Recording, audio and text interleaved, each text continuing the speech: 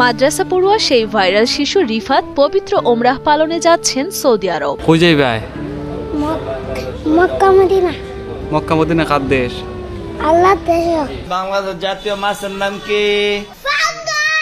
পাঙ্গাসকে জাতীয় মাছ বলে সে ভাইরাল হলেও এখন ঠিক মতোই বলতে পারে জাতীয় মাছ ও ফলের নাম। জাতীয় মাছের নাম কিটা? ইলিশ। জাতীয় ফল? কাঁঠাল। এ যাইতেছে তোমার কি লাগান লাগতেছে? ভালো। শিশু রিফাতের সঙ্গে জীবনের শেষ প্রান্তে এসে স্বপ্নের মক্কা মদিনা দেখার সুযোগ পাচ্ছেন এলাকার দরিদ্র বৃদ্ধ তোতা মিয়াও।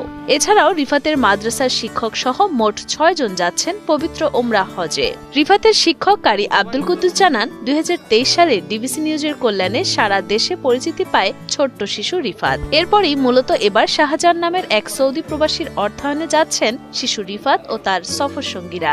খরচ বাবদ আনুমানিক ৯ লাখ টাকার পুরোটাই দিচ্ছেন মহৎ সেই প্রবাসী। আমাদের সাথে যে ভাইরাল রিফাত, তুতাবাই, আনোয়ার মামা, আমি সহ আমার আব্বা আম্মা সহ আলহামদুলিল্লাহ উমরাতে যাচ্ছি।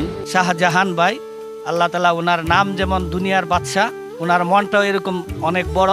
ওনার উসিলায় রিফাত সহ ওনাদের টোটাল ৬ জনকে ওই মাদ্রাসার রিফাতের হুজুর, আনোয়ার মামা, তুতাবাই এবং তার আব্বা আম্মা সহ এই ৬ জনের সম্পূর্ণ খরচ উনি বহন করতেছেন। সর্বপ্রথম কিন্তু ভিডিও ডিবিসি নিউজ থেকে আলহামদুলিল্লাহ আপনারা প্রচার করেছিলেন সর্বপ্রথম।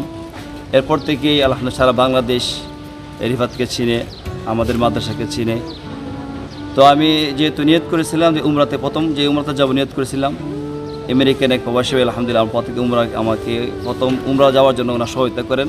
তো আমি সেখানে যাওয়ার পরেই প্রথম যে কাবা ঘরের ভিতরে গিয়ে ঢুকছে, প্রবেশ করে নিয়ত করেছে আল্লাহ আমাদের তৌফিক দান করে আবার রিফাত, তুতাবাই, আনোয়ার, আমার আব্বা আম্মাকে নিয়ে সহ আবার যেতে পারি। শিশু রিফাতের সফর সঙ্গীরা জানান, হজে যেতে পেরে বেশ উচ্ছ্বসিত তারা। অভাব অনটনের সংসারে যেখানে কোনোদিন হজে যাওয়ার ইচ্ছে পূরণ হতো না, সেখানে প্রবাসী শাহজাহানের উদারতায় তাদের স্বপ্ন পরিণত হচ্ছে বাস্তবে। তাই দেশবাসীর কাছে সবার জন্য দোয়া করেন হজযাত্রীরা। আল্লাহ জায়গাটা দেখলাম, বিদেশ জায়গাটা দেখলাম, ইচ্ছা আছে, আল্লাহ নেওয়াইতেছে, আমার ক্ষমতা নাই, আমার সাধারণ ভাই নেওয়াইতেছে।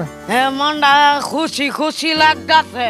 সবকিছু ঠিকঠাক থাকলে ৩রা ডিসেম্বর রাতে সৌদির উদ্দেশ্যে শিশু রিফাত ও তার সফর সঙ্গীদের দেশ ছাড়ার কথা রয়েছে। আঞ্চলিক পাসপোর্ট কার্যালয়ে পাসপোর্ট আনতে গেলে মোহাম্মদ মনিরুজ্জামানের সঙ্গে দেখা করেন শিশু রিফাত। গত ২রা ডিসেম্বর তাদের হাতে পাসপোর্ট তুলে দিয়ে সুনামগঞ্জ আঞ্চলিক পাসপোর্ট অফিসের সহকারী পরিচালক মোহাম্মদ মনিরুজ্জামান জানান, গ্রাহকদের ভোগান্তিহীনভাবে পাসপোর্ট সেবা দিয়ে যাচ্ছেন তারা। সুন্দরভাবে পাসপোর্ট হাতে পেয়েছে।